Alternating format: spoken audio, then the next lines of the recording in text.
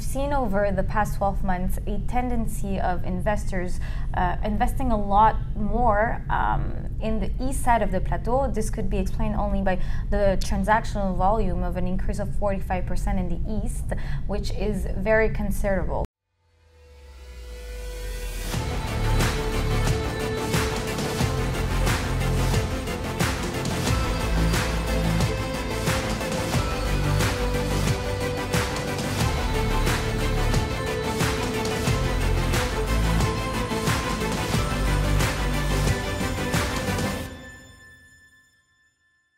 Hello everyone, my name is Sanaa Benzakour, commercial real estate broker for PMML, and I'm here today with my colleague Lucie. Lucie Lequiliec, I'm also a commercial real estate broker at PMML. So today we're taking a moment to look over some real estate data that we're taking over the past 12 months for buildings of 5 to 11 units. Fall being only a few weeks away, it's always our biggest and busiest season, so we wanted to have a little look on what happened in the past year. Specifically, we're going to look at the data of a specific area, which would be the Plateau Mont-Royal. It's an area in which we do a lot of transactions. It could actually be divided in two parts. We have the Plateau Mont-Royal East and the Plateau Mont-Royal West.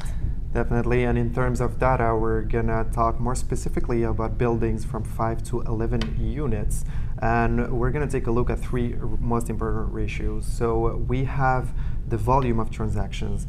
We see on the east side an increase of 45% of the variation versus the west side, where we see a decrease of 33% on the west side. The second most important ratio is the cap rate. The cap rate, we see a decrease on both parts, east and west, but on the east side it's a decrease of 3% of the variation versus the west side with a decrease of 10%. And the third most important ratio is the cost per unit, where we see a decrease of 2% on the east side versus an increase of 10% on the west side. So I guess a lot of people are wondering why this difference between the two parts. So there is a lot of differences in terms of ratios between the east and the west.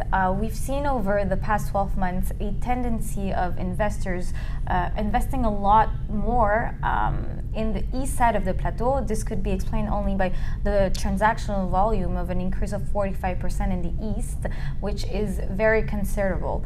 Also, if we look at the cost per unit, we see that it's lower on the east side versus an increase in the west side, which could explain why such a tendency from the investor to look, in investing in the east side, knowing that the values are lower at this point. We can also have a look at the rental market. The rental market also has, a big difference between both parts. Yeah, definitely. If we take, for example, for the same unit on both east and west side, like we can talk about a 3.5 unit, we can see an average rental of $1,100 a month versus on the west side $1,300 a month averagely, yes, which is pretty considerable by investors. Exactly, it's still a $200 difference, knowing the addresses or the apartments are only a few streets away. So again, we see that it's higher on the west side than on the east side. Overall, I still think that Plateau Mont-Royal is one of the top 5 areas in which investors invest, and I think for the next year it will still be in one of the top 5s. The values are very interesting in Plateau Mont-Royal, and the increase of the value of the buildings as well over the years is very considerable. Definitely.